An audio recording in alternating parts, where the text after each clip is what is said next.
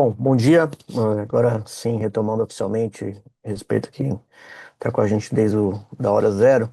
É, Primeiro, obrigado pela participação de todos. É sempre um prazer, uma honra para a gente na Prospectiva poder contar com casa cheia para discutir os principais temas da conjuntura nacional e subnacional. Esse é o primeiro de uma série de webinars que a Prospectiva fará em 2026 para analisar as eleições. Nesse webinar especificamente, a gente analisa, digamos, o pré-eleição, né? Ou seja, quais são aquelas questões que estão colocadas pós-janela partidária e pós-prazo de descompatibilização, e como essas questões estão indicando, o que que essas questões estão indicando do cenário eleitoral de maneira mais geral. Não é um quadro, obviamente, definitivo, a gente fará no próximo webinar uma avaliação um pouco mais aterrissada de como as coisas estão caminhando, mas a gente já consegue fazer, traçar algumas hipóteses e tirar algumas conclusões. Para isso, a gente tem hoje quatro convidados, começando pelo Ricardo Senes, nosso sócio-diretor aqui na Prospectiva.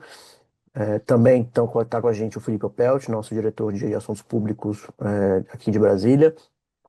Fernanda Xavier, nossa gerente do Subnacional também em Brasília, e a Marina Pontes, nossa coordenadora de análise política, que ficava recentemente em Brasília, agora mudou para São Paulo há poucas semanas. Bem-vindos a todos, obrigado pela participação de vocês. A gente já indica que, obviamente, perguntas e dúvidas são sempre bem-vindas e recomendadas, inclusive. A gente já vai abrir uma sessão específica ao final das exposições para as dúvidas que nos forem chegando. A gente vai fazer a curadoria das perguntas durante o webinar. Peço que vocês façam isso por meio aqui da caixinha de Q&A, tá bom? Se por algum acaso a gente tiver um problema de tempo, a gente, obviamente, entra em contato na sequência por e-mail, por um contato mais pessoal, para endereçar as perguntas que ficarem faltando. Feitas essas primeiras exposições, vamos começar então nosso Q&A, nosso formato Q&A, começando com você, Marina. A gente, como eu comentei há pouco, está vendo o governo entrar num período pré-eleitoral, né? Ou seja, esse período que define intermediário entre o prazo de descompatibilização e janela partidária e as convenções efetivamente ali em agosto, julho e agosto. Como é que a gente está vendo esse movimento e quais são as agendas que devem sustentar as prioridades do governo até a reta final das campanhas? A gente já tem alguma clareza de quais são as prioridades do governo federal rumo às eleições? Obrigada, Thiago. Bom dia aos ouvintes também. Bom, a prioridade do governo agora vai ser responder esses problemas concretos e cotidianos que são identificados pela população. Não exatamente o que aparece lá nas pesquisas, né, como os principais problemas identificados pelo eleitorado, até porque existe ali uma certa disparidade entre a identificação, né, dessas questões com o que está realmente incomodando. O que é pauta hoje, né, pauta consolidada, é a questão do endividamento das famílias, que está sendo endereçado, né, pelo programa Desenrola 2.0, a questão da revisão da pauta trabalhista, então, tanto a questão do trabalho por aplicativo, como também a revisão da escala 6 por um, e, por fim, essas iniciativas de combate à inflação, especificamente de preço dos alimentos e também do preço dos combustíveis, que é resultado de toda essa questão ali no Oriente Médio. E o objetivo, né, dessa pauta nesse momento é consolidar, né, é alcançar, na verdade, é alcançar grupos que são socialmente mais sensíveis à questão do endividamento, ao poder de compra, grupos também que são assim, né, de menor renda, que também são os que trabalham, né, nessa escala 6 por um, de fato que vão ser bem atingidos por esses temas para que o Lula consiga consolidar uma base de apoio que ele perdeu nos últimos meses em apoio. Então, quando a gente olha para as pesquisas, né, no mês de abril, sobretudo, né, o Lula perdeu bastante, né, desidratou bastante em grupos que ele tinha uma popularidade tradicionalmente mais elevada, né? E quando a gente pensa que o cenário eleitoral, né, independentemente do que acontecer daqui até o dobro, vai continuar polarizado, o que está realmente em disputa é o que a gente chama de eleitores independentes, né? É aquela pequena margem de eleitores que ainda não definiram o seu voto. Então, para Lula conseguir endereçar os independentes, ele tem que ter uma base tradicional muito bem sólida, né? Muito bem definida. E essa agenda tem o objetivo de consolidar exatamente essa base para que depois o presidente consiga se endereçar, então, de fato, ali aos eleitores independentes. Então, em resumo, né, o desempenho dessas iniciativas, né, ele pode ser essencial para definir o pleito. É claro que é essencial, não qualificando, né, como na margem, porque mais uma vez vai ser polarizado, então a diferença de votos para cada um dos candidatos vai ser pequena, mas mesmo assim continua muito importante. Caso, então, né, essas agendas não produzam aí os efeitos necessários, né, ou não consigam ser percebidas pela população, o que a gente pode ver é que a eleição vai ficar mais difícil para o campo governista, porque a sua base tradicional vai desidratar e, portanto, fica ali mais no mata-mata, né, na hora das campanhas, na hora que o pleito de fato acontecer. Até outubro, a gente já vê alguns obstáculos para essas pautas serem tratadas. No caso do desenrola, né? A gente pode até fazer uma comparação no primeiro desenrola. Embora tenha um efeito positivo em reduzir o endividamento, se a Selic continuar alta, né? Se o ciclo de cortes não for necessariamente mais intenso, né? A continuidade dos juros altos vai colocar um limite, né, no efeito desse desenrola. E na questão da revisão da escala 6x1, a gente sabe que existe ali uma resistência por parte do Congresso, especialmente na definição das regras de transição, dos modelos de trabalho. Não que necessariamente as pautas não vão ser aprovadas, mas talvez elas sejam aprovadas, com maior morosidade, com maior custo para o governo. E agora, a celeridade é essencial para que essas propostas sejam de fato sentidas pelo eleitorado. Marina, de fato tem uma questão aí que envolve, digamos, o tempo de execução dessas políticas, né, e o tempo de maturação das políticas. São propostas que, em alguns casos, demoram anos, né, o caso da 6x1 acho que é um bom exemplo, né, não se sabe exatamente qual será a transição, mas já se sabe que haverá um período relativamente longo de transição, então não se aplica automaticamente para 2026. Agora, mais do que esse tempo de maturação, a dúvida, sobretudo a partir do que a gente tem visto nas últimas semanas, é qual que é o desenho que o presidente Lula tá fazendo para conseguir avançar com essas agendas do ponto de vista negocial, né? Como é que ficou a esplanada depois da janela partidária, depois do prazo de descompatibilização, e como é que esse novo esse novo desenho do gabinete ministerial, ele favorece, ou impulsiona essas agendas no Congresso? O que a gente vê hoje é a condução de um último ano de governo que está totalmente direcionado para essa agenda de cunho mais eleitoral. Então, quando a gente faz uma análise da esplanada, né, após o período de desincompatibilização, a gente percebe que os ministérios, né, perderam aquela característica de pensar as políticas públicas e então implementá-las para se tornar basicamente um órgão prioritariamente executor de agendas específicas e agendas específicas que devem gerar dividendos eleitorais positivos ao governo. Então, se a esplanada, né, se caracteriza ali como esse agente que vai executar, quem vai pensar essa agenda para ter efeitos eleitorais é o próprio comitê de campanha, do Lula. Então, hoje, passando ali, né, um overview pela esplanada, chama atenção, né, no perfil dos ministros atuais, tanto a capacidade técnica deles, mas também com uma boa interlocução, com o Congresso, né, que vai ser decisivo para a aprovação aí dessas agendas. Então, só para citar ali alguns exemplos, né, o Bruno Moretti, que hoje está no Ministério. Acho que tá tendo alguma interferência aqui. Tá.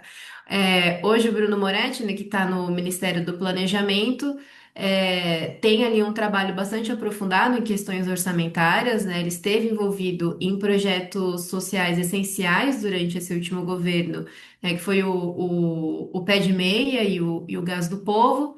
Na Casa Civil temos a Miriam Belchior, que é conhecidíssima, né, pelo seu envolvimento no PAC, né? Então, com esse olhar bem voltado, né, à implementação e execução ali de diretrizes. E por fim, né, claramente não menos importante, né, o Dário Durigan na Fazenda, que embora tenha ali um background no mercado, né, tem se mostrado bastante alinhado com essa proposta de ser de fato o implementador dessas políticas, né, dessas agendas eleitorais, né? E é claro, tendo também a responsabilidade de, como ministro da Fazenda, fazer isso dentro, né, das regras fiscais e com responsabilidade fiscal.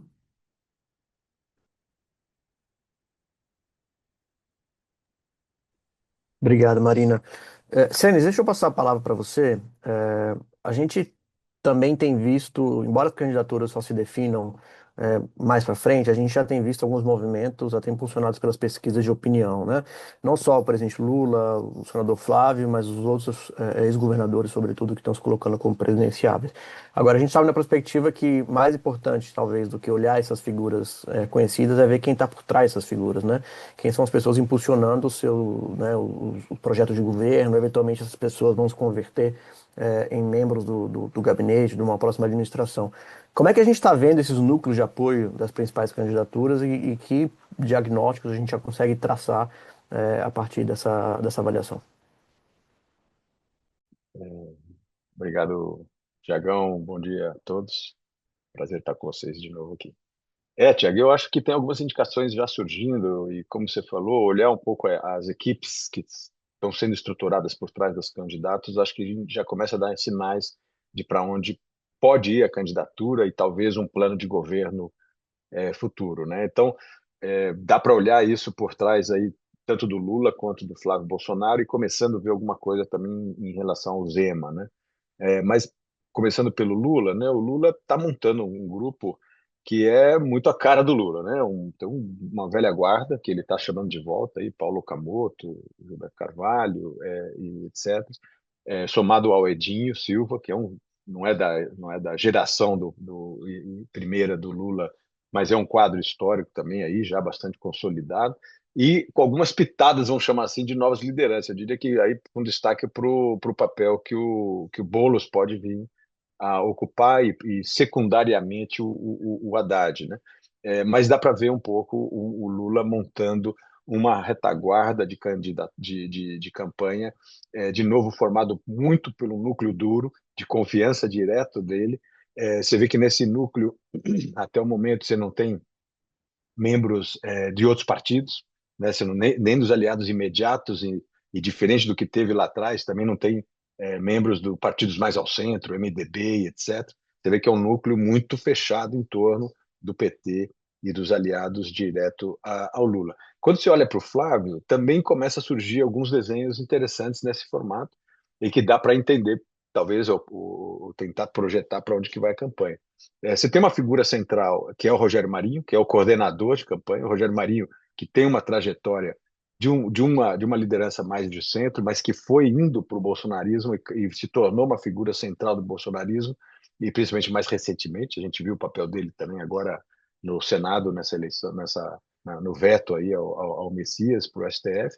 Mas o Rogério Marinho já assume a coordenação geral da campanha, um sinal aí bastante interessante. O Tarcísio, apesar de, junto com a candidatura à reeleição em São Paulo, também se torna o coordenador da campanha em São Paulo, que é bastante importante. E o que está um pouquinho ainda não está muito claro é a área mais que vai cuidar um pouco mais do plano de governo, né? Que se no Lula está mais ou menos claro quem vai cuidar disso, no caso do Flávio ainda está um pouco aberto. O que a gente vê é uma disputa aí. Você vê alguns nomes sendo retomados, Saxida, né, e também o Montezano, né, o ex-presidente do BNDES lá no governo do Bolsonaro, que é um pessoalzinho talvez mais de vertente, mais bolsonarista mesmo, é relação direta com a família, são pessoas que são figuras que estão com um discurso de campanha e na parte econômica também muito mais radicalizado, ideologizado. E consultas pontuais, ou tentando atrair pessoas mais ao centro aí, mais próximo ao setor financeiro, que poderia talvez fazer um contraponto a esse pessoal, mas ainda os nomes não estão consolidados. Então, por lado do Flávio, essa mistura aqui de algumas lideranças bem próximas aí na área econômica, bem próxima à família, e na área política uma combinação aí de figuras mais tradicionais como o Rogério Marinho com Tarcísio e Companhia Limitada. Aí o Romeu Zema é uma outra figura, né? Porque ele ainda está estruturando a cadeia, a campanha dele é do PL, então se cerca de algumas pessoas do PL, né? O PL não tem grandes quadros, né? Tem quadros só medianos ali, alguns deputados e tal. Esse está ainda bastante desidratado. E o Carlos da Costa está sendo indicado, né? O Carlos da Costa também foi secretário e por um pouco tempo ministro lá no Bolsonaro, como a liderança aí da área mais econômica do Zema. Agora, o que é curioso notar é que o Flávio está tentando fazer um caminho mais ao centro, né? Ou tentando se mostrar, né? Ele diz lá, ele é um Bolsonaro vacinado, né? Tentando caminhar para o centro. E o Zema ao contrário, né? O Zema está radicalizando nas suas falas, buscando, não sei se é combinado ou não, mas ele está com falas mais pesadas, mais confronto, mais agressivo do que o Flávio. Mas, enfim, eu acho que por um momento, Thiago, é um pouco esse desenho que a gente está vendo agora. E, Senes, como é que você está vendo os vetores que podem definir a eleição? A gente está diante de uma corrida de fato aberta ou já dá para projetar um favorito nessa altura do campeonato, apesar das pesquisas indicarem um empate técnico, né, entre Lula e Flávio Bolsonaro? Tiago, eu acho que está em aberto ainda. É difícil, é muito difícil antecipar resultado. Mas o que que a gente sabe? A gente sabe também que você tem um movimento de articulação nos últimos meses, né, e a janela partidária consolidou um pouco isso, que indicou, aí acho que um movimento dessa massa do centro político do país, né, deputados, senadores, as transições, as movimentações que a gente viu nos partidos durante essa janela, você teve um deslocamento, talvez, do centro e do centrão, né, de representantes do centrão, mais para o lado da chapa, né, do Flávio Bolsonaro. Não só para presidente, mas você vê a montagem de estados, incluindo estados e candidatos ao parlamento. Então você vê um certo deslocamento. Então, na classe política, que parece que no primeiro momento acabou favorecendo um pouco mais o Flávio. O segundo vetor, que além desse movimento, tem a ver com a percepção da população, né? O Lula é um candidato que sempre se pautou, né? O tema do Lula é um tema de caráter econômico, né? Sempre foi, é crescimento econômico, melhoria de distribuição de renda, é sempre tema econômico, mais forte do que qualquer outro, né? Um pragmatismo nesse sentido estrito, né? E nem de grandes projetos de desenvolvimento, é mais de repasse de recurso mesmo para classes D e E, né? É, para quem está baseado nessa pauta, os números hoje da economia são muito ruins, né? A Marina mencionou aí que um dos temas centrais é a questão do endividamento, é a questão das relações de trabalho, precarização de trabalho. Então, esses temas que hoje pesam muito sobre a população, capacidade de compra, são os temas centrais para o Lula e estão com avaliação negativa. Então, tem aí um desafio enorme, né, do Lula tentar recuperar, pelo menos parcialmente, uma percepção mais positiva, recuperar um pouco uma percepção positiva que teve tempos atrás e que foi desgastado muito forte, né? Se a gente olhar de janeiro para cá, foi muito rápido esse crescimento de uma percepção mais negativa, né?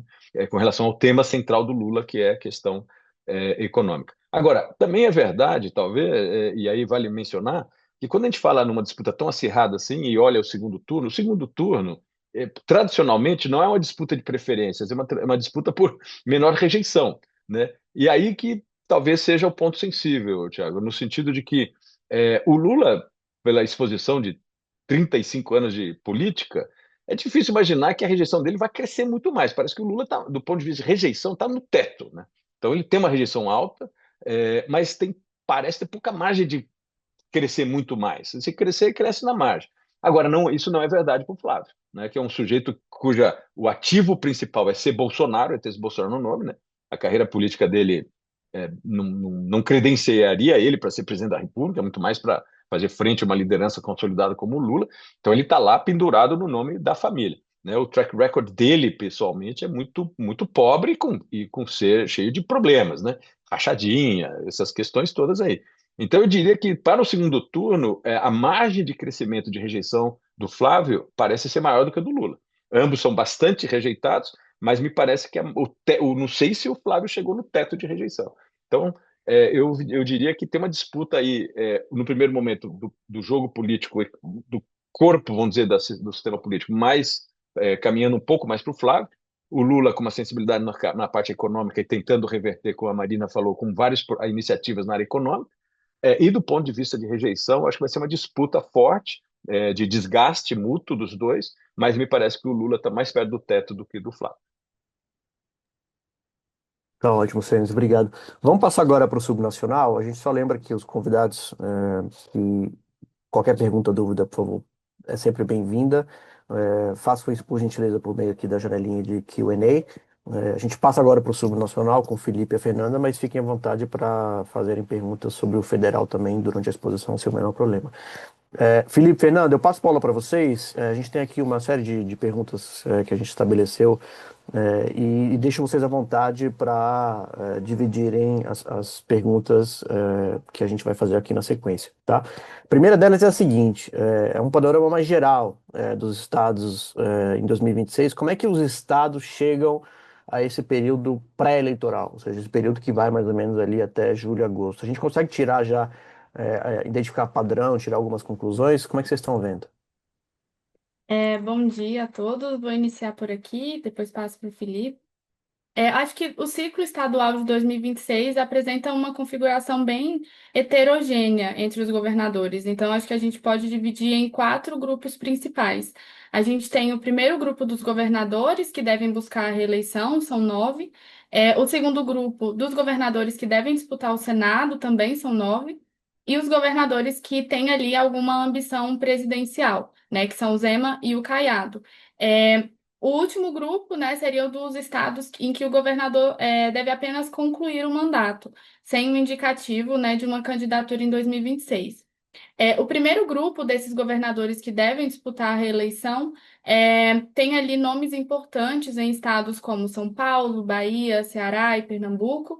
O cenário, porém, não é muito uniforme. Então, a gente tem estados como São Paulo, Piauí, Mato Grosso do Sul e Santa Catarina, em que os governadores, na verdade, chegam bem mais fortalecidos, ali liderando pesquisas, né, com uma margem relativamente mais confortável sobre os adversários. Por outro lado, estados como Bahia, Ceará e Pernambuco ainda apresentam disputas bem abertas. Então, nesses estados, os governadores enfrentam opositores mais competitivos ou até um ambiente de maior fragmentação política, o que tende aí, a aumentar a imprevisibilidade. Entre os governadores que devem disputar o Senado, a maioria chega com boas chances de eleição. Então, a gente tem o caso do Renato Casagrande no Espírito Santo, do Mauro Mendes no Mato Grosso e do Helder Barbalho no Pará. Ainda assim, a gente observa que esse grupo enfrenta um outro desafio, que é a dificuldade de transferir o capital político para os sucessores. Então, no Mato Grosso, por exemplo, a gente observa que a disputa pelo governo tem sido liderada ali pelo Wellington Fagundes, do PL, e não pelo nome que é associado ao atual grupo governista, que seria o Otaviano Pivetta. Os cenários mais delicados para o Senado aparecem no Distrito Federal e no Amazonas.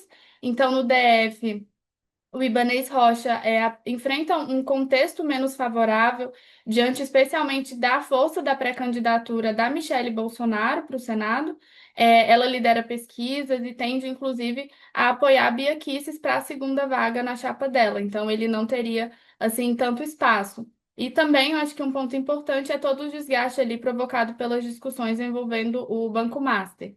No Amazonas, a gente também tem um cenário ali de dificuldade para o Wilson Lima, né, que tem realmente essa dificuldade de consolidar a competitividade do nome dele.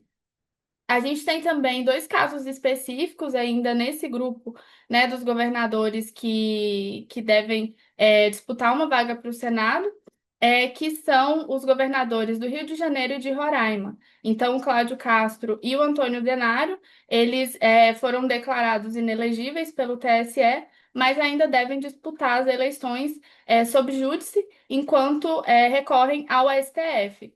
Esse tipo de cenário não é inédito, então, quando a gente observa, né, casos anteriores, a gente tem alguns casos semelhantes que conseguiram disputar as eleições, até venceram, né, conseguiram uma cadeira, mas não foram diplomados inicialmente pelo TSE, mas após uma decisão do Supremo, eles conseguiram reverter e conseguiram tomar posse. Então, né, historicamente, a gente tem o caso no Amapá, do João Capiberibe, e no Pará também, do Jader Barbalho. Fernanda, se me permite aqui assumir, bom dia a todos, prazer estar aqui com vocês, dividindo aqui esse espaço com os colegas, mas também falando para um público tão amplo. No caso das disputas em âmbito estadual, acho que é um erro pensar que a característica de polarização que se observa em âmbito federal, ela se aplica a todas as localidades. Muito pelo contrário. A gente observa que isso se aplica especificamente em algumas localidades, talvez seja o menor número dessas disputas, tá? Um outro ponto que eu acho que a Fernanda traz muito bem no overview inicial que ela faz é que realmente há uma heterogeneidade importante aqui, do ponto de vista dessas disputas. E aí, talvez focando aqui, principalmente nesses candidatos, governadores que deixaram seus mandatos para se candidatar à presidência da República, a gente tem dois casos, né, especificamente do Romeu Zema, de Minas Gerais, e do Ronaldo Caiado, em Goiás, em que você tem ali casos diferentes, né? No caso do Romeu Zema, apesar dele ter uma boa avaliação, claro que numa tendência de queda mais recentemente, ele tem uma dificuldade muito grande de transferência de votos para o seu candidato preferencial, Matheus Simões, que é do PSD, de Minas Gerais. Isso é histórico no caso do Zema, tá? O Zema já teve dificuldades de fazer uma bancada significativa na Assembleia Legislativa nas eleições de 2022. A mesma coisa foi observada nas eleições para prefeitos em Minas Gerais, então ele tem realmente essa dificuldade de transferência de votos, de transferência de apoio, e o que torna uma disputa bastante aberta no caso de Minas Gerais. Em Goiás, diferentemente do caso de Minas, o Caiado, que é um dos governadores mais bem avaliados hoje, aparentemente indica uma tendência de uma eleição um pouco mais tranquila para o Daniel Vilela, que é alguém que é da relação dele próxima e que já tem aí um caminho um pouco mais pavimentado. E aí eu acho que é importante, né, nesse contexto, observar que, de forma geral, o que a gente observa em relação aos governadores, aos governos estaduais, é que são governos bastante bem avaliados, né? Esse é um contexto que já vem desde os tempos da pandemia, em que os caixas dos estados foram bastante beneficiados, né, por repasses federais, mas há casos específicos, né, que, como o Zema, você observa essa dificuldade que acabaram gerando cenários em que os governadores optaram por permanecer no mandato. No caso da Fátima Bezerra, por exemplo, no Rio Grande do Norte, ela opta por permanecer no mandato por um acordo, né, que ela acabou desistindo de concorrer ao Senado, mas também por um contexto de que ela não tinha ali segurança de transferência ali de apoio através do vice. E há casos também, casos importantes aqui, que é o caso do Paraná, em que você teve ali até o último momento a perspectiva de candidatura por parte do Ratinho Júnior, né, para a presidência da República. O Ratinho acabou desistindo. É claro que há contextos internos no PSD, há uma avaliação dele em relação à sua competitividade para o âmbito federal, mas o que mais pesou foi o contexto regional, em que ele tinha ali uma dificuldade grande de fazer o seu candidato, no movimento final houve ali a aproximação, a indicação por parte do PL do Sérgio Moro. Então há essa visão. O mesmo caso se aplica ao Rio Grande do Sul, em que o Eduardo Leite também acabou sendo preterido aí na disputa para âmbito federal e que também, por uma dificuldade de transferência de apoio, acabou optando por permanecer aí no contexto no governo, né? Então acho que é importante observar essa questão, né, que apesar de boas avaliações, governadores, em casos específicos, têm realmente essa dificuldade de transferência de apoio e de fazer candidatos competitivos. Fernanda e Felipe, ainda no âmbito subnacional, a gente sabe, como vocês acabaram de comentar, que, enfim, são quase duas eleições separadas, né? O que acontece no âmbito federal e o que acontece no âmbito subnacional. Agora, há interesse, obviamente, do governo federal e do presidente Lula no que está acontecendo nos estados, se não pelo resultado, só, no mínimo, por uma questão de palanque. Como é que vocês estão vendo essa, eu vou chamar de interferência, mas essa participação do governo federal nas eleições de alguns estados e quais estados vocês destacariam do ponto de vista de palanques e como esses estados vão ser relevantes também pensando no pós-eleição? Boa. Acho que alguns estados, né, são considerados mais estratégicos e a gente observa aí algum ou maior envolvimento do governo federal para articular candidaturas, alianças políticas, seja por ter um palanque, né, naquele estado ou realmente para tentar levar ali o candidato, a uma maior competitividade. Acho que Minas Gerais talvez seja uma das maiores preocupações do governo federal no plano estadual, justamente pelo peso histórico ali do Estado na disputa presidencial e o elevado grau de incerteza que a gente tem hoje no cenário local. Então, a leitura predominante, eu acho que até histórica também, né, é de que quem vence em Minas Gerais vence ali as disputas presidenciais. Eu acho que isso, inclusive, aumenta essa tendência de nacionalização, né, de um maior envolvimento do governo federal na disputa de Minas Gerais nesse ano. Então, em Minas, a gente tem um dos cenários mais abertos do país, então as pesquisas elas revelam hoje um baixo grau de consolidação do voto, altos índices de indecisos ainda, né, um eleitorado ainda pouco mobilizado ali em torno de candidaturas específicas. Nesse ambiente, o que a gente tem observado é que o nome que desponta ali, até nas pesquisas, né, seria o do Cleitinho Azevedo, que hoje é senador pelo Republicanos. Ele aparece liderando todos os cenários testados, sustentados especialmente por uma forte presença digital, uma comunicação direta ali com o eleitorado. Ao mesmo tempo, acho que a candidatura dele ainda enfrenta algumas limitações até institucionais, sobretudo por parte ali da construção de uma coalizão mais ampla, né, nesse estado que tem uma complexidade política significativa. Eu acho que é nesse ponto ali que entra a preocupação do governo federal, né? Hoje o campo governista mineiro depende fortemente de uma eventual candidatura do Rodrigo Pacheco, que embora não tenha confirmado participação na disputa de uma forma oficial, né, o Pacheco é visto como o nome ali capaz de realmente nacionalizar essa eleição em Minas Gerais e reorganizar o campo ligado ali ao governo Lula no estado. Acho que as pesquisas, inclusive, corroboram com isso, né? Mostram que a competitividade do Pacheco cresce significativamente quando ele é associado diretamente ao nome do presidente Lula, né? Eu acho que é um ponto importante também para a gente trazer.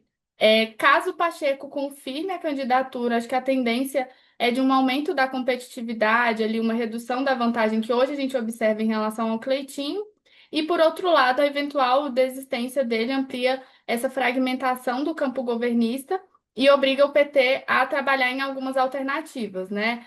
O que a gente tem observado que tem sido ventilado o nome do Alexandre Calil, né, que tenta reconstruir a presença dele, especialmente no interior do estado, e figuras também com perfil mais técnico e moderado, como Josué Alencar.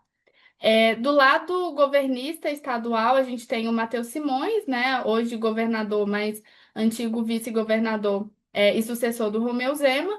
Ele ainda enfrenta bastante dificuldade para consolidar a competitividade eleitoral, né? Eu acho que apesar da forte estrutura administrativa herdada ali pelo grupo do Zema, ele, até da capilaridade municipal e aproximação também com alguns setores do PL, do bolsonarismo, ele ainda não conseguiu converter essa estrutura em uma densidade eleitoral ali nas pesquisas, né? Eu acho que tem um problema, até uma questão mais ampla, né, nesse cenário, que tanto a direita quanto o campo governista ali ligado ao governo federal enfrentam dificuldades nessa coordenação interna, né? Na direita a gente tem essa fragmentação entre os nomes mais ligados ao bolsonarismo, ao grupo de Zema.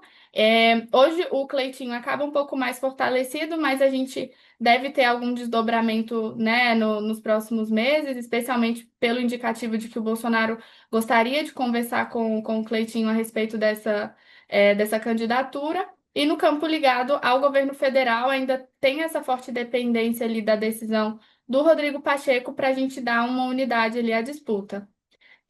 Um outro estado bastante relevante, né, seria São Paulo.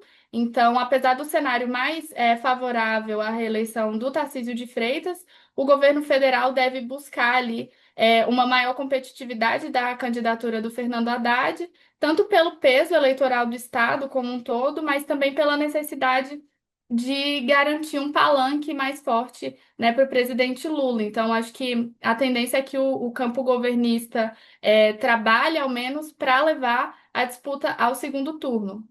E eu acho que nesse contexto, um ponto importante também é a presença do Geraldo Alckmin, né, do vice-presidente, né, que tem uma presença muito forte ali no Estado e que deve também aparecer bastante na candidatura do Haddad, enfim, pensando ali em articulações também.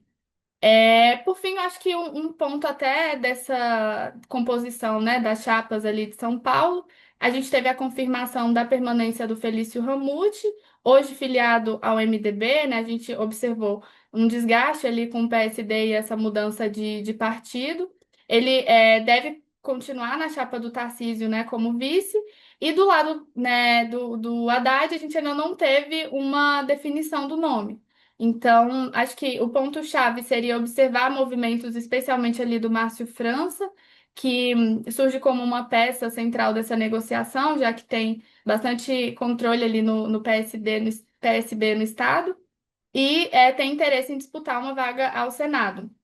E com isso a gente tem uma outra presença importante, que é a da Simone Tebet, né, inicialmente ali cotada para uma vaga ao Senado, mas poderia compor uma vaga, a chapa ali do Haddad como vice. Né, o nome dela até chegou a ser ventilado, né, como uma possível indicação ao STF, pensando ali especialmente nesse contexto da rejeição do nome do Messias.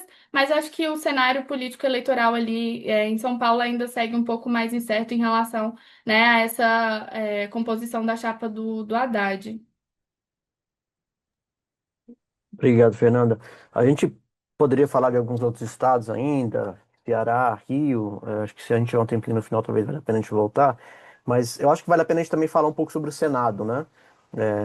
Uma disputa que historicamente não ficou tão evidente assim, né, para os clientes, sobretudo, mas que esse ano ganhou uma atração importante por causa da perspectiva de perda de apoio do governo atual se reeleito a partir de 2027, né? As nossas projeções aqui na prospectiva, só para os clientes terem uma ideia, se a gente considerar apenas um terço das cadeiras que fica a partir de 2027, ou seja, os senadores que não concorrerão à reeleição nesse ano, a oposição terá o dobro de cadeiras do que os partidos do governo, né?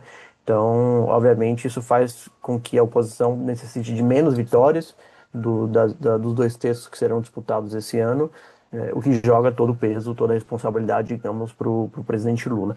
Nesse contexto, Felipe, como é que a gente está vendo as disputas para o Senado e o que você destacaria ali, se já é possível a gente analisar de tendência, seja de maneira geral, seja para candidaturas especificamente. Fernanda também, obviamente, sinta-se à vontade para entrar nessa pergunta. Tiago, eu acho que você observa bem, e não à toa o governo tem dado um nível de atenção importante aí para essa disputa no Senado, né? Priorizando ali acordos regionais, né? Tentando ter candidaturas fortes para essa disputa, né? Das 27 cadeiras remanescentes, lembrando que dois terços estão em disputa, realmente as estimativas apontam que 19 seriam ali de base oposicionista, né? Digamos assim. Então isso já dá um cenário de um nível de dificuldade maior para a negociação com o Senado no próximo ano, né? E quando a gente olha ao longo do Brasil, né, de forma geral, a gente percebe que em determinadas regiões, né, principalmente na região sul, há um nível de, de, de, de otimismo maior em relação às candidaturas relacionadas ao campo da direita. Então, isso pode representar um nível de crescimento importante para o próximo ano. Mas, de todo modo, o que a gente observa, e é importante manter isso no radar, é que as eleições para o Senado elas tendem a ter um nível de volatilidade maior, né? Elas são menos previsíveis, né? E são mais suscetíveis a mudanças, principalmente na reta final, principalmente quando a gente considera que há um nível de imprevisibilidade maior em relação ao voto, ao segundo voto, né?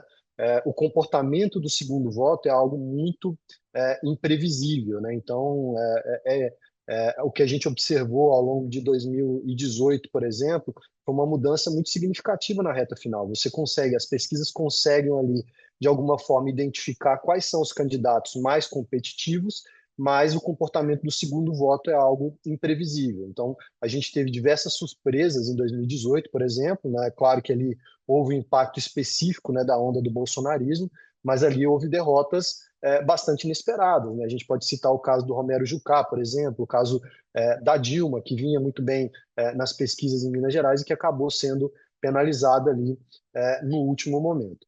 Eu acho que um outro ponto, né, do ponto de vista de tendência geral, né, que eu acho que a Fernanda trouxe isso em algum momento também na fala dela inicial, é que a gente pode observar aí uma tendência de que candidaturas com uma forte presença digital tendem a ser mais competitivas, né, nesse caso. Então, principalmente no campo da direita, isso é um caso a ser observado. Além disso, né, a gente tem uma correlação aí dessa disputa com discursos críticos ao judiciário, né? Existe aí, principalmente no campo da direita, uma expectativa de que as candidaturas ao Senado se pautem bastante pela agenda, né, de impeachment de ministros, então do Supremo. Então acho que de forma geral, né, essa é uma visão da disputa para o Senado Federal. Fernanda, não sei se você quer trazer algum ponto adicional, fica à vontade.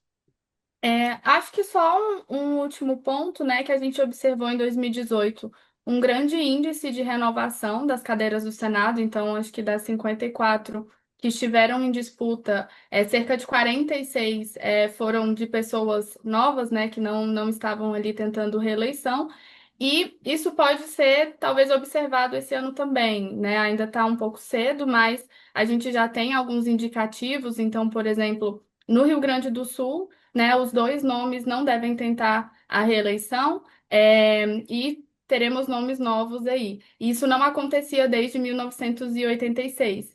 Então, né, a gente observando até historicamente, talvez a gente tenha mais um grau de renovação política aí no Senado. Só para dar um spoiler, que eu sei que a equipe da Fernanda está fazendo um levantamento interessante sobre justamente o padrão de vitória para o Senado quando estão em jogo as duas vagas, né, os dois terços.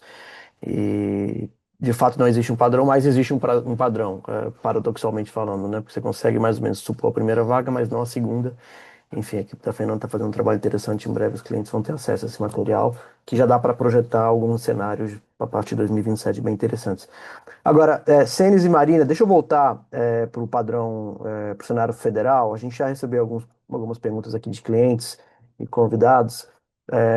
Vou endereçar a primeira de um cliente que a gente recebeu, que é sobre a corrida de maneira geral, né? A gente sabe que o cenário se define sobretudo nas semanas anteriores ao primeiro e ao segundo turno. Agora, como é que a gente está avaliando, apesar desses quase 6 meses que nos separam do primeiro turno, eventos importantes da atual conjuntura que possivelmente ficarão ainda na agenda, nos próximos meses?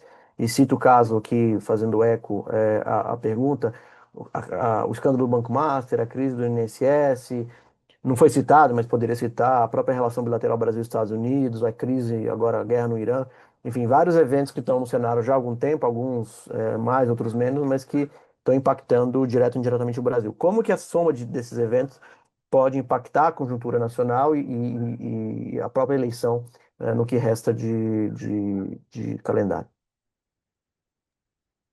Deixa eu começar aqui, Mariana, daí te passo a bola.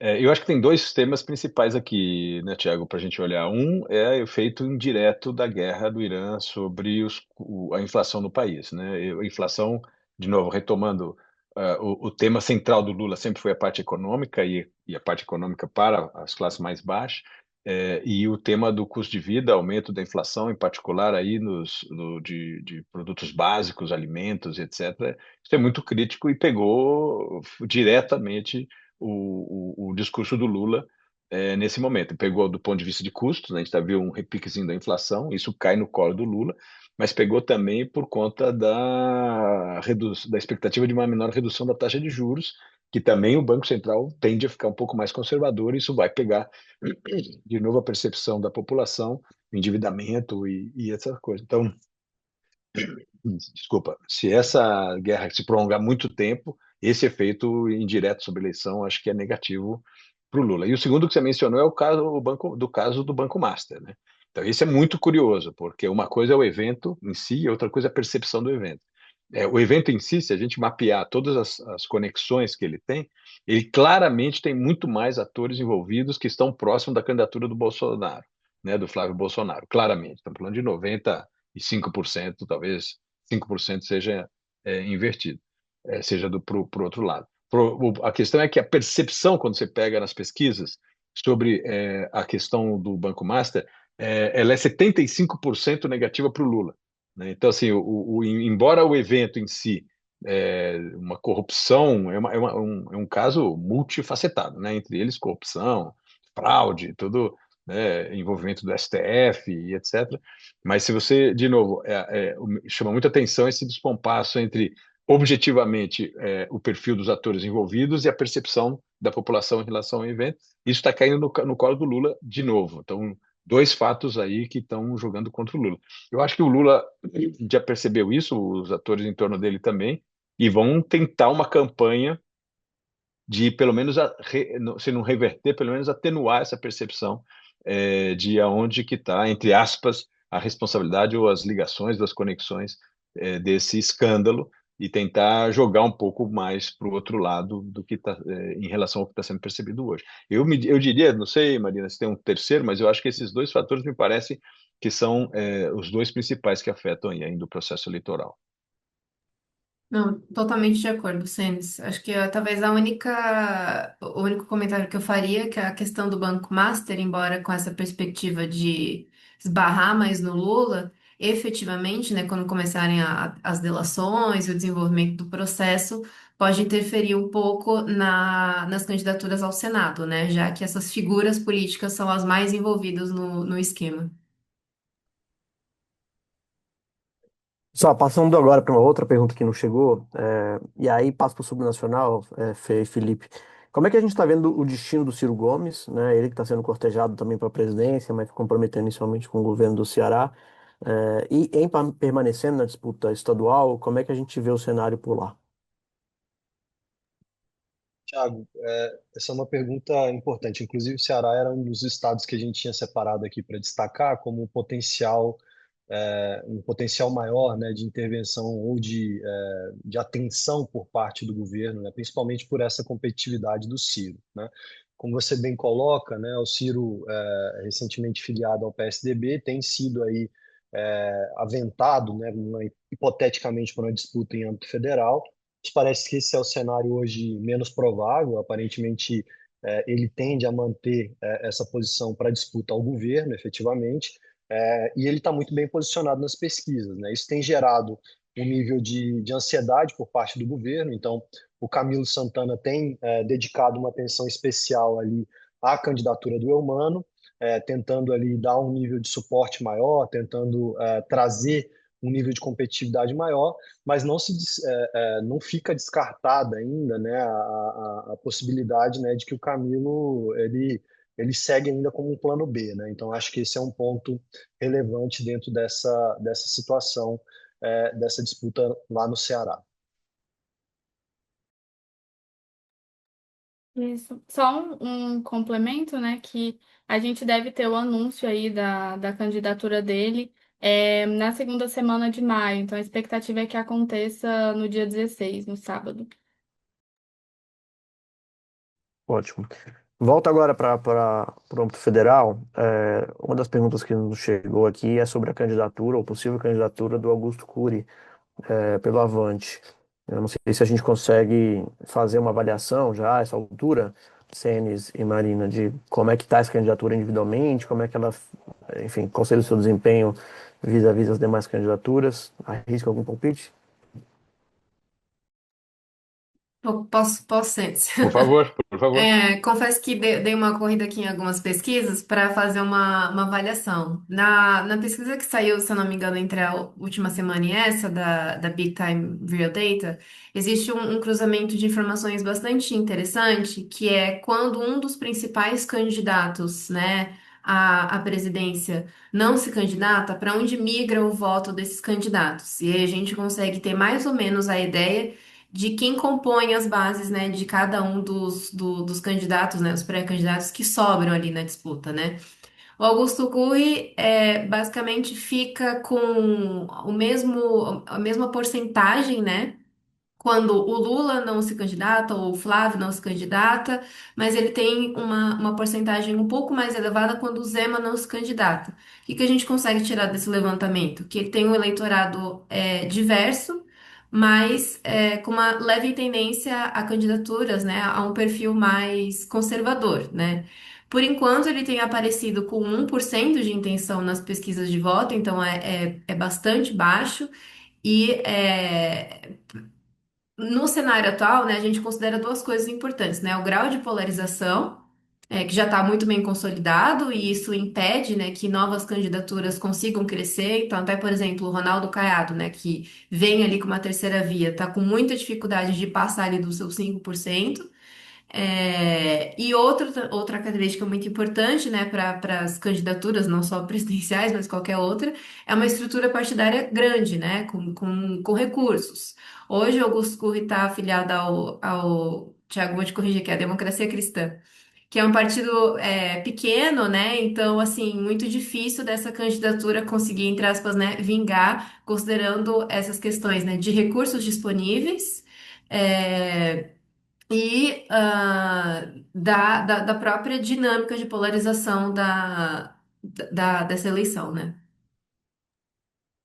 Só complementando rapidamente aqui, eu acho que tem uma questão por trás aí que é se você tem espaço para um outsider, né, que é vinculado um pouco a esse tipo de candidatura, e que vira e mexe e pergunta, né, se vai ter algum candidato aí que corre por fora e vai surpreender. Até o momento a gente não tem visto isso, né, seja o Augusto Cury ou o Renan Santos, etc.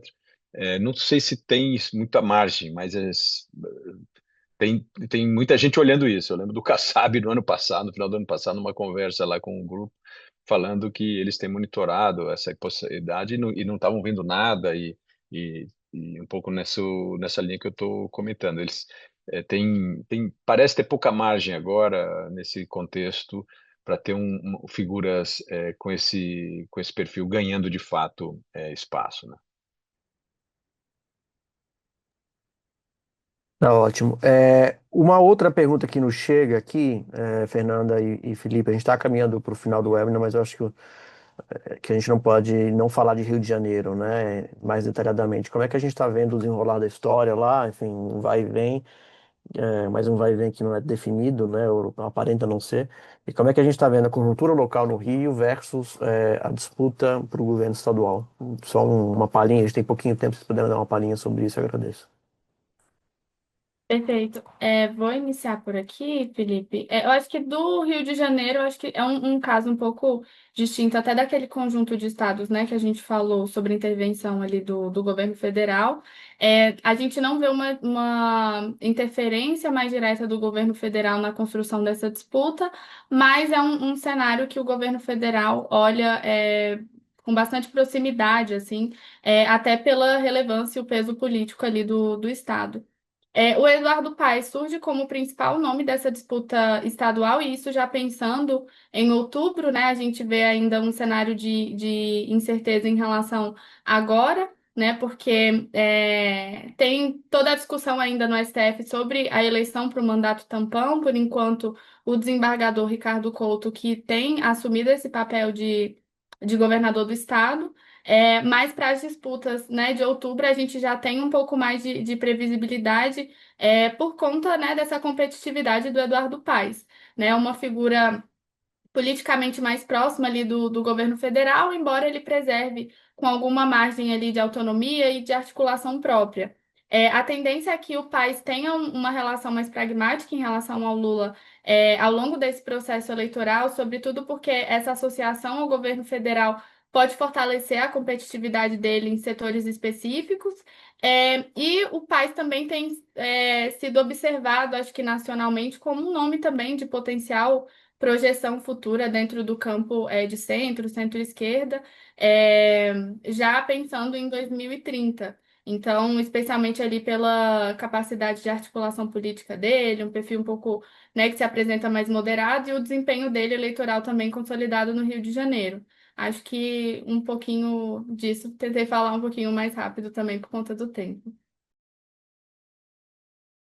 Tá ótimo, Fernanda, obrigado. Eu vou, infelizmente, ter que, enfim, encerrar o nosso webinar. A gente está aqui já em cima da hora, mas não sem antes agradecer a participação de vocês quatro, Senes, Felipe, Fernanda, Marina. A gente, como eu comentei no começo, vai ter uma série de outros webinars ao longo do ano, até as eleições e depois das eleições, além de todos os nossos materiais institucionais que são divulgados primeiramente com o cliente, depois com o público mais geral, né? A gente está fazendo um trabalho interessante esse ano. É, a gente gostaria também de chamar atenção para os eventos que a Prospectiva vai realizar em 2026, eventos presenciais que vão ser aí anunciados no momento correto, em Brasília, São Paulo. A gente fica à disposição para qualquer dúvida, esclarecimento a respeito do conteúdo desse webinar ou de eleições de maneira geral. A gente já está recebendo uma onda de temas aqui desde o começo do ano. Foi um prazer mediar esse evento com vocês e desejo a todos um ótimo final de semana e até a próxima. Ô, Thiago, e só lembrando que às vezes a gente tem os eventos em Estados Unidos aí, né? Tanto em Miami quanto Washington. Isso, exato. A gente também está organizando alguns eventos internacionais já para o meio do ano e para o período imediatamente anterior às eleições, com público internacional, mas a gente também vai dar a visibilidade necessária quando for o caso. Obrigado, gente. Ótimo final de semana para todos e até a próxima. Obrigado, Abraço. Thiago. Bom final de Até semana. logo, Tchau, tchau. pessoal. Muito Prazer. obrigada.